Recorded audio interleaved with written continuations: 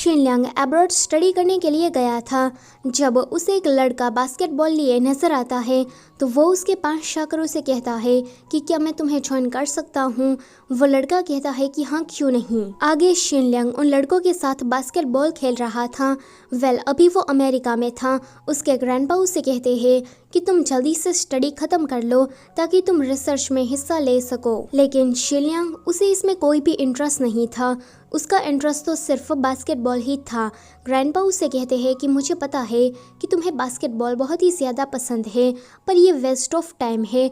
तुम इतने स्मार्ट हो तो तुम्हें साइंटिस्ट ही बनना चाहिए। शिनलियांग उसे कहता है कि अगर अभी मैंने अपने पैशन को फॉलो नहीं किया तो मैं जिंदगी भर नाखुश रहूंगा। मेरी फ्रेंड मेरी इस हालत को देखकर समझ गई थी कि मैं क्या फील करता हूँ, पर मेरे मॉम डैड ने ये बात कभी भी नहीं समझी। ये सुनकर ग्रैंडपा उससे नाराज हो जाते हैं एंड वहाँ से चले जाते हैं।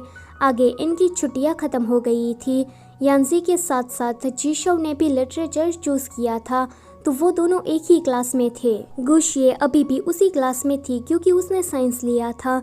तभी ही टीचर आकर कहते हैं कि आज उनके क्लास में एक ट्रांसफर स्टूडेंट आने वाली है जिसका नाम है जुवान। बचपन में यांसी और गुशिये जुवान की बेस्ट फ्रेंड हुआ करती थी, पर कुछ रीजन की वजह से जुवान उनसे अलग हो गई। गुशिये जुवान को इस तरह से अपने सामने देखकर ज्यादा खुश नजर नहीं आ रही थी। यहाँ सिचुआन का भी हाल कुछ ऐसा ही था। उसे भी जुवान कुछ ठीक नहीं लगती। अगले सीन में टीचर इन सभी से कह रहे थे कि यांसी हमारे क्लास से चली गई है, तो अब हमारे क्लास को नए मॉनिटर की जरूरत है। जुवान तुरंत खड़ी होकर कहती है कि मुझे पता नहीं है कि यांसी कितनी अच्छी मॉनिटर थी, पर अगर आप लोग मुझे मॉनिटर के तौर पर चूज करोगे तो मैं अपना बेस्ट दूंगी। क्लास के सभी स्टूडेंट उसका ये एटीट्यूड देखकर काफी ज्यादा हैरान थे एंड आपस में ही गपशप करने लगते हैं। क्लास खत्म हो जाने के बाद गुशिये अपना नाम बोर्ड पर लिख रही थी, यानी कि उसे भी मॉनिटर बनना है। जुवान आकर उसे कहती है कि तुम तो अभी भी नहीं बदली, सीक्रेटली कंपटीशन करती रहती हो। तो गुशिये उसे कहती है कि तुम खुद को समझती क्या हो, जब मन किया तब चली आई और जब मन किया तब छोड़कर चली भी गई। जुवान उसे कहती है कि मैं तुम्हारी फ्रेंड हूँ, तो गुशिये कहती है कि मुझे तुम्हारे जैसे फ्रेंड की जरूरत नहीं है। जुवान उसे कहती है कि मैं यहाँ पर अपनी चीज वापस लेने के लिए आई हूँ। इससे उसका मतलब शिनलियांग से था। वो शिनलियांग के लिए ही यहाँ पर आई है। तभी ही वहाँ पर सिचुआन आकर उसे चैलेंज करती है क्योंकि उसने कहीं से सुन लिया था कि यनहाई कह रहा था कि नई लड़की जुवान बहुत ही ज्यादा ब्यूटीफुल है। दूसरी तरफ गुशिये यांसी से कह रही थी कि मुझे क्लास मॉनिटर बनना है क्योंकि मैं जुवान को चैलेंज करना चाहती हूँ। ये सुनकर यांसी सोचती है कि गुशिये और जुवान दोनों ही बचपन से काफ़ी क्लोज है, पर जब जुवान उसे छोड़कर चली गई तब से ही ये काफ़ी ज़्यादा बदल गई है। शिनलियांग भी अब अमेरिका से वापस चाइना आ गया था। वो सोचता है कि मैं यांसी को कॉल करूं कि नहीं, पर फिर कुछ सोचकर नहीं करता। यांसी जीशव के साथ बात नहीं कर रही थी क्योंकि अभी भी यांसी को यही लग रहा था कि जीशव ने गुशिये को प्रपोज किया है, और उसके बाजू में बैठे जीशव को यही लग रहा था कि यांसी ने उसे रिजेक्ट किया है, जो कि ऐसा बिल्कुल भी नहीं था। दोनों ही एक गलतफहमी के चलते एक दूसरे से बात नहीं कर रहे थे। हालांकि जीशव तो उसके साथ बात करना चाहता था, पर यांसी काफ़ी ज़्यादा गुस्से में थी कि तभी ही उसे शिनलियांग का कॉल आता है। वो उसे कहता है कि मैं वापस चाइना आ गया हूँ। मेरे अमेरिका जाने के बाद तुमने तो मुझे एक कॉल या मैसेज तक नहीं किया। तुम इतनी हार्टलेस क्यों हो? मैंने तुम्हारी काफ़ी मदद की, पर तुम्हें तो जरा देखो। यांसी उसे कहती है कि अभी तुम कहाँ पर हो, मैं तुम्हारे पास आ रही हूँ। थोड़ी ही देर में वो उसके पास आकर उसे कहती है कि जीशव ने गुशिये को कन्फेस किया है। ये सुनकर वो काफ़ी ज़्यादा शॉक्ड होता है। यांसी उसे कहती है कि तुमने मुझे गलत इन्फॉर्मेशन लाकर दी है। तुमने कहा था कि जीशव भी मुझे पसंद करता है, हालांकि ऐसा बिल्कुल भी नहीं है। उसे तो गुशिये पसंद है और उसने उसे कन्फेस भी किया है। इतना कहकर वो उसे मारने लगती है, तो वो उसे कहता है कि तुम मुझे मारना बंद करो। पर वो देखता है कि यांसी तो रो रही है, इसलिए वो उसे खुश करने के लिए लालटेन जलाता है, पर इससे भी यांसी को खुशी नहीं मिलती। यांसी उसे कहती है कि जीशव ने आज से पहले कभी भी किसी को कन्फेस नहीं किया। गुशिये वो पहली लड़की है, यानी कि वो काफ़ी ज़्यादा सीरियस होगा। गुशिये बहुत ही ज़्यादा परफेक्ट और स्मार्ट लड़की है, इसलिए तुम सभी लोग उसे काफ़ी पसंद करते हो। तो वो कहता है कि सभी लोगों से तुम्हारा क्या मतलब है, मैं उसे पसंद नहीं करता। यांसी उसे कहती है कि वैसे तुम्हारी जो एक्स गर्लफ्रेंड जुवान थी वो वापस आ गई है और वो तुम्हारी ही क्लास में है। ये सुनकर वो काफ़ी ज़्यादा उदास हो जाता है। वो कहता है कि उस टाइम पर वो बिना बताए ही चली गई थी, तो अब क्या है। यांसी की गाड़ी फिर से चीशव पर ही अटकती है। वो कहती है कि अगर चीशव मुझे पसंद नहीं करता तो उसे मुझे वो सारे सिग्नल नहीं देने चाहिए थे।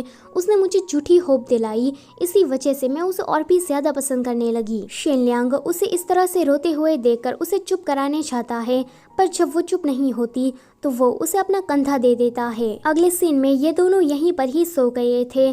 जब उनकी आंख खुलती है तो सुबह हो गई थी। शेनलियांग उसे कहता है कि तुम कल 1 घंटे तक रोती रही, मैं जस्ट अमेरिका से आया हूँ, घर भी नहीं गया, तुम्हारे साथ रहा, पर जरा तुम्हें तो देखो। पर तभी ही उसकी नज़र सनराइज पर जाती है, तो वो दोनों ये ब्यूटीफुल नज़ारा साथ में देखने लगते हैं। फिर शेनलियांग यांसी का हाथ पकड़कर उसे चीशव के घर पर लेकर आता है। वो उसे कहता है कि जल्दी से यांसी को कन्फेस करो। यहाँ पर इन दोनों की एक दूसरे के साथ जो गलतफहमी थी वो भी क्लियर हो जाती है।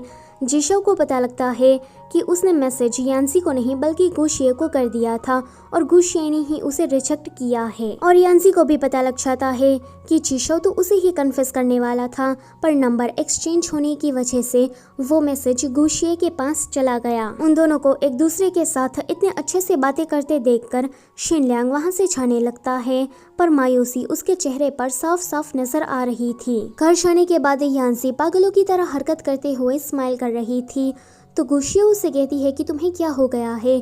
तो वो कहती है कि वो मैसेज चीशव ने तुम्हें नहीं बल्कि मुझे किया था, वो मुझे पसंद करता है। ये सुनकर गुशिये उसके लिए खुश होती है। जब उसके पेरेंट्स उसे इस तरह से हंसते हुए देखते हैं तो कहते हैं कि लगता है कि हमें हमारी बेटी को पागल खाने भेजना पड़ेगा। उसी रात गुशिये को पता लगता है कि शेनलियांग भी बिल्कुल उसी की ही तरह है। शेनलियांग के मॉम डैड का डिवोर्स हो गया है, इस वजह से वो चीशव के घर पर रहता है। यहाँ यांसी चीशव के साथ आवाज बदल बदल कर बात कर रही थी, मतलब कि वो काफी क्यूट आवाज में उससे बात कर रही थी। जीशो उसे कहता है कि अगर तुम्हारे पास कोई काम नहीं है तो तुम थोड़ी सी पढ़ाई लिखाई कर लो ताकि तुम्हारे ग्रेड भी अच्छे हो जाए। तो यांसी उसे कहती है कि कल जब मैं शेनलियांग से मिली थी तो शेनलियांग ने मुझे कहा कि मैं धीरे धीरे इम्प्रूव कर रही हूँ। ये सुनकर जीशो थोड़ा जेलस हो जाता है। वो उसे कहता है कि अगर तुम्हें कोई भी क्वेश्चन समझ में ना आए तो तुम मुझसे पूछ सकती हो, मैं तुम्हारी मदद करूंगा। ये दोनों फिर से डेट पर जाने का एक और प्लान बनाते हैं। यांसी पिछली बार की तरह मेकअप नहीं लगाती और नॉर्मल कपड़ों में ही आती है, क्योंकि पिछली बार उसके डैड ने उसे कहा था कि तुम भूतनी बनकर कहाँ गई थी। जब जीशो वहाँ पर आता है तो वो काफी ज्यादा डैशिंग लग रहा था। वो यांसी से कहता है कि तुमने पिछली बार की तरह स्कर्ट क्यों नहीं पहनी। तो वो कहती है कि मुझे लगा कि तुम्हें पसंद नहीं आएगा। तो जीशो कहता है कि वो मुझे पसंद था। ये वाला सीन यहीं पर ही कट होता है। अगले दिन शेनलियांग और यांसी सिचुआन के सामने ही झगड़ा कर रहे थे, तो सिचुआन उन दोनों को देखकर कहती है कि तुम दोनों तो सच में कपल लग रहे हो। ये सुनकर ये दोनों ही साथ में कहते हैं कि ऐसा होना इम्पॉसिबल है। शेनलियांग कहता है कि मैं तो इसको लड़की कंसिडर भी नहीं करता। यहाँ यानहाई सिचुआन को चलाने के लिए जुआन के साथ काफी क्लोज हो रहा था और इस चीज का असर भी हो रहा था। सिचुआन उन दोनों को क्लोज देखकर काफी जेलस फील कर रही थी। सो गाइस, इसी के साथ ये वाला पार्ट होता है यहीं पर ही खत्म। वीडियो अच्छी लगी है तो उसे लाइक करो, अपने फ्रेंड्स के साथ इसे शेयर करो और कमेंट करके ज़रूर बताना कि आपको ये स्टोरी कैसी लग रही है। और अगर आप चैनल पर पहली बार आए हो तो उसे सब्सक्राइब भी करते जाओ। Thank you for watching.